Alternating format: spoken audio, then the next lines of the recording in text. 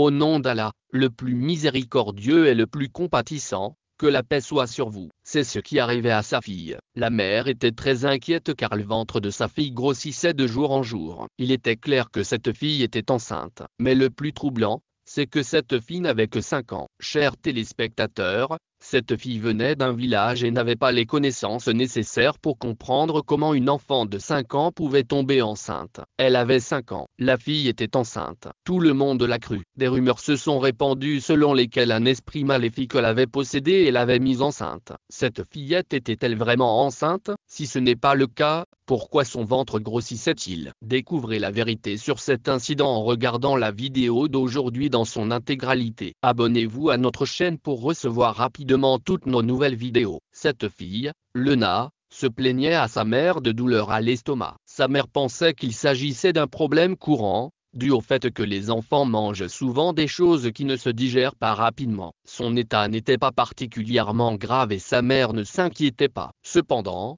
au fil des jours, l'état de la fillette s'est aggravé et son ventre n'a cessé de grossir. Finalement, la mère de Lena l'a emmenée chez le docteur Gerardo. Lorsque ce dernier a vu Lena pour la première fois, il a également pensé qu'elle avait peut-être une tumeur. Si ce n'était pas une tumeur, elle était peut-être enceinte. Mais comment une enfant de 5 ans pourrait-elle être enceinte? Le médecin a vérifié plusieurs fois les battements de cœur de Lena à l'aide d'un stéthoscope. Outre les battements de cœur de Lena, il a entendu un autre battement de cœur. Le médecin a pensé qu'il s'agissait de son imagination et n'y a pas prêté attention dans un premier temps. Cependant, comme il n'arrivait pas à diagnostiquer la maladie de Lena, il l'a envoyé passer une échographie. Le médecin a installé Lena sur une civière et a scanné son ventre à l'aide de l'appareil à ultrasons. Lorsqu'il a regardé l'écran, il a été choqué. D'après l'échographie, il n'y avait pas de tumeur dans le ventre de Lena. En fait, Lena n'avait que 5 ans. Comment pouvait-elle être enceinte? C'était tout simplement impossible. Elle était trop jeune et immature. Elle n'était pas encore mariée. Comment pouvait-elle devenir mère à un si jeune âge? La situation était choquante et inquiétante. Finalement, le médecin a sorti le rapport d'échographie et a informé la mère de Lena que, selon le rapport, Lena allait être mère. Elle n'avait que 5 ans. Le rapport est posé sur la table du médecin, mais ni le médecin ni la mère de Lena ne peuvent accepter la réalité,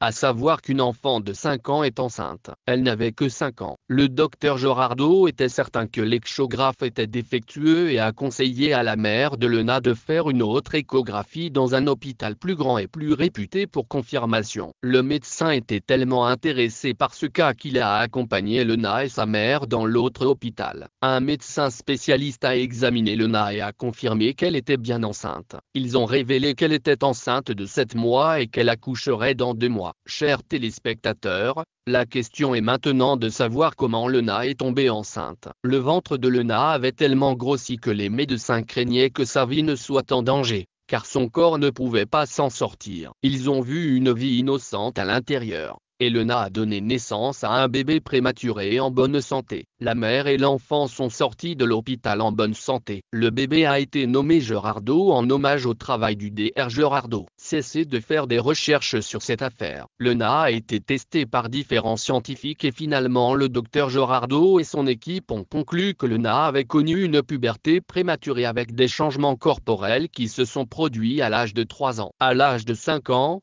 elle avait les organes nécessaires pour porter un bébé. Certains médecins parlent de puberté prématurée, qui touche une personne sur 10.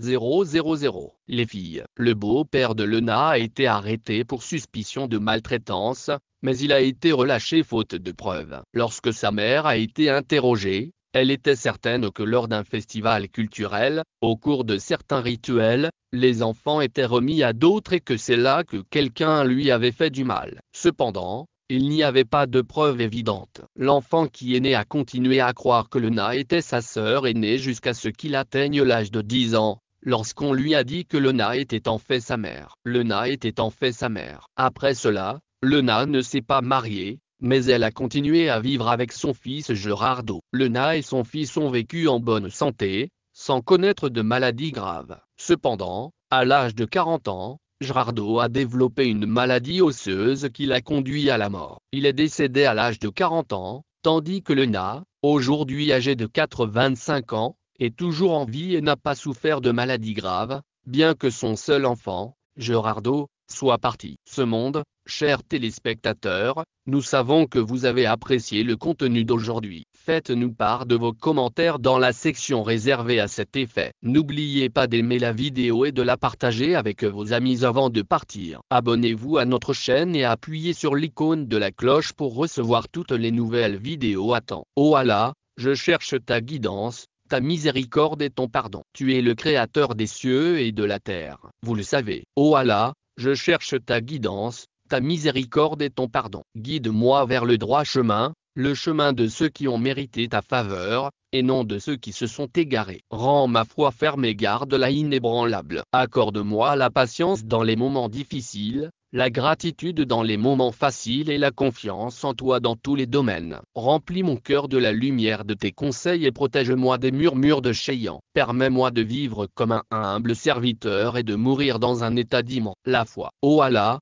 tu es le pourvoyeur et le soutien. Subviens à mes besoins à partir de sources que je ne peux imaginer. Accorde-moi l'aisance dans mes affaires. Accorde-moi la satisfaction. Fais de moi un être reconnaissant. Accorde-moi une connaissance bénéfique. Donnez-moi un cœur pur et une langue attentive. Que je sois une source de réconfort pour les autres. Guide-moi vers des actions qui te plaisent. Oh Allah, pardonne mes péchés, majeurs et mineurs, ceux que j'ai commis sciemment et sans le savoir. Pardonne-moi, ainsi qu'à mes parents, à ma famille et à l'ensemble de la communauté musulmane, qu'elle soit vivante ou décédée. Protège-nous des tourments de la tombe et des épreuves de l'au-delà. Oh Allah, guide mes enfants et mes descendants sur le chemin de la justice, fais qu'ils soient pieux, honnêtes et qu'ils fassent partie de ceux qui accomplissent la prière. Protège-les du mal, renforcez leur foi et faites d'eux des chefs de file du bien. Accorde-leur la connaissance, la sagesse et le succès dans les deux mondes. Je demande ton amour et l'amour de ceux qui t'aiment. Fais que mon cœur s'incline vers ce qui te plaît et s'éloigne de ce qui te déplaît. Que mes actes soient uniquement pour toi. Accorde-moi la sincérité dans chacune de mes intentions et de mes actions. Oh Allah, accorde-moi une bonne fin et fais en sorte que mes derniers instants soient ceux où je prononcerai facilement la shahada,